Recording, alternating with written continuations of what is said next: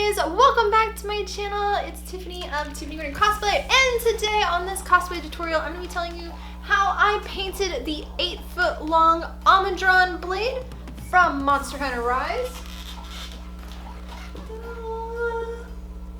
It's only a little bit of a big weapon. And if you missed the tutorial on how I made this giant blade, I'll do a link in the description, as well as a reminder to like this video, subscribe to the channel, and we can begin. And for painting this blade, you're gonna need, of course, your blade, Plastidip, airbrush paint, airbrush gun and compressor, masking tape, paint brushes, sealer, and safety gear. And I'll have links to all of these products in the description. To first start off, this blade comes apart in 3 sections and has interlocking male and female ends made out of CPVC pipe. And for these, you're going to want to mask them off because you do not want any Plastidip or paint to be on these parts. Once that's done, you can do 3 heavy coats of Plastidip onto all surfaces of the blades. Reminder that you will want to wait 24 hours after you are done with your last coat to make sure it is fully dry. And then you can start painting, and I highly recommend airbrush painting the majority of this blade. You can still hand paint this with paintbrushes, but it's going to take you a very, very long time since this is such a large weapon. And for painting, I'm going to be using my Iwata Eclipse airbrush gun, as well as Kratex Colors airbrush paint. And the first color I'm going to be using is white, but unfortunately I deleted the footage, so I don't have this one. And then the next color I'm going to be using, their yellow. Again, sorry about this, but now to actual footage. And for those 2 previous colors, it was for the inner section part, the lava part is what I'm going to call it. And next I ended up adding the yellow as well as a white mixture into the center, making it more glowing towards it, so that way it kind of looked like it was popping out at you. And for the whole center part, it does have a gradient, and I'm going to start building those up in layers. The next color we're going to be using is a mixture of yellow and Hansa yellow, starting to add a little bit more darker towards the base of the handle and in some shadowy areas, working up towards the tip of the blade.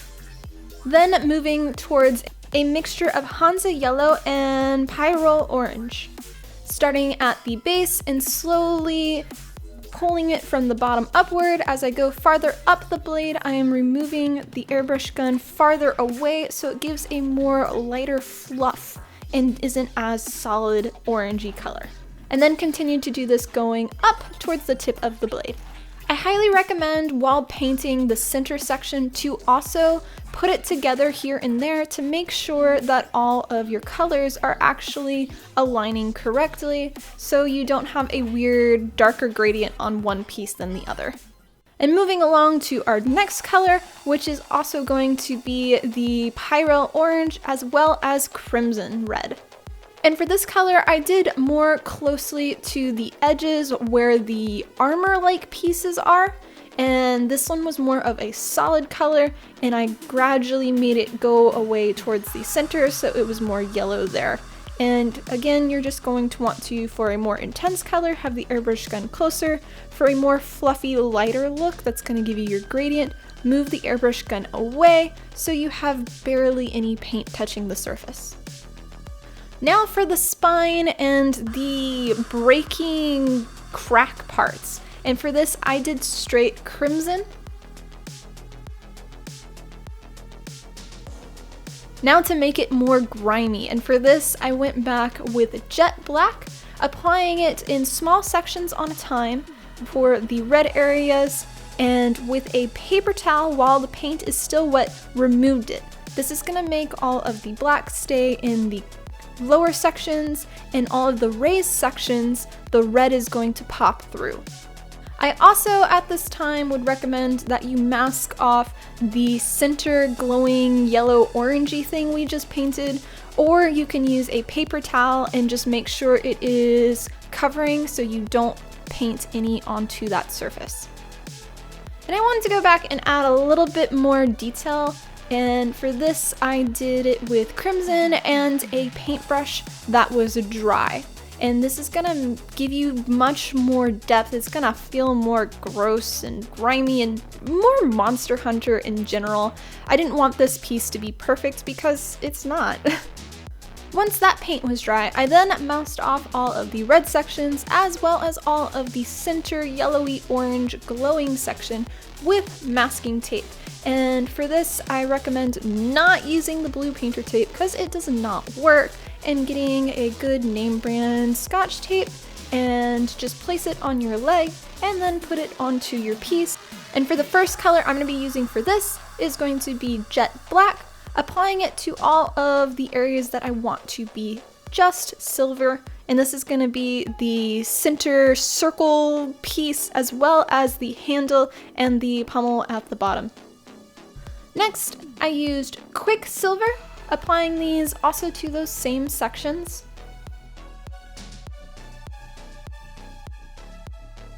And to make it more grimy, I went back with the Jet Black, again applying it in small sections, and while the paint is still wet, wiping it away with a paper towel.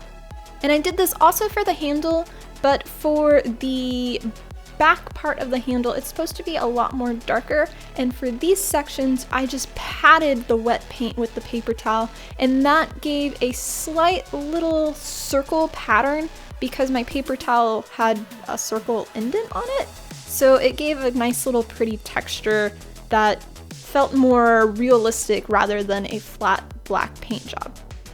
Then back with the Quicksilver, this time doing it by hand with a dry paintbrush.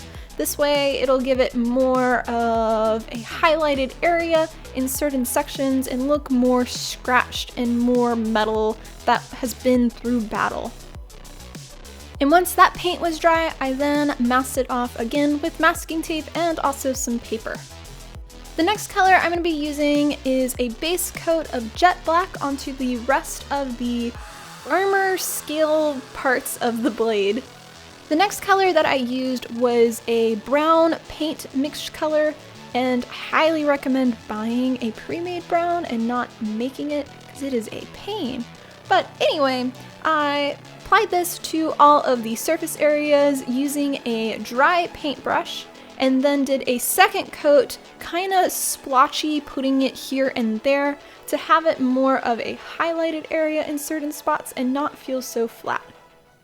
Next, I used a mixture of cream and Quicksilver, and again applying it by hand with a dry paintbrush, and this time I did it around all of the edges of the piece, anywhere where I thought there might be a highlighted section that needed to kind of pop out more.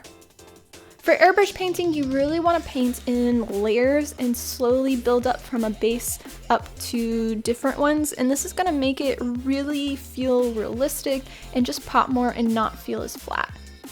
Now to gramify it a little bit more, and for this again I used Jet Black, applying it in small sections and wiping it away while it is still wet with a paper towel. And once that was dry, again for one more dry paintbrush, and for this I used Quicksilver, again applying it on all of the more highlighted areas I wanted to feature, and it was just a light little coat, and it kind of made it feel more armor-like and more critter-like, I guess? Now to remove all of our masking tape,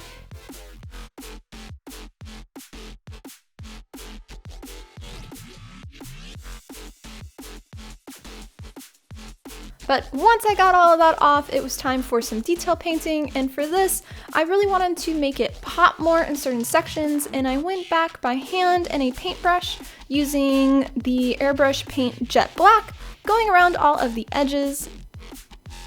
And then for sealing the piece, I used Createx Colors UVLS Clear, first starting off with their satin, applying it onto all of the metal pieces. This would be the handle, the pommel, as well as the silver circle parts. And I also applied this to the center glowing magma section, the yellow orangey one, because I wanted that to really just feel like it is popping out. And then with their matte finish one, I applied that to the rest of the surfaces, all of the brown scale-like areas, as well as the red sections. And once all that was dry, all I had to do was assemble it together and the Almudron blade was done. And that, guys, is how I painted the Almudron blade from the game Monster Hunter Rise. I hope you found this video helpful for one of your future props, or maybe you're making the same one. Ooh. But anyway, thank you for watching. A reminder to like this video, subscribe to the channel, and I'll see you for our next cosplay tutorial. Also, a big thank you to all of my company sponsors, as well as all of my YouTube members, specifically my legendary members who help fund more videos like this. So consider becoming a member and joining our community. And I'll see you for our next video. Much love, guys. Hey guys, welcome to my channel, and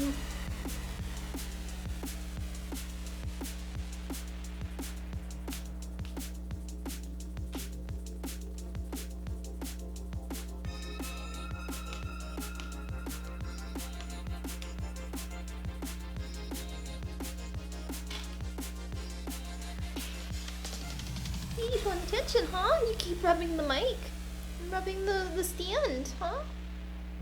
Are you a good girl?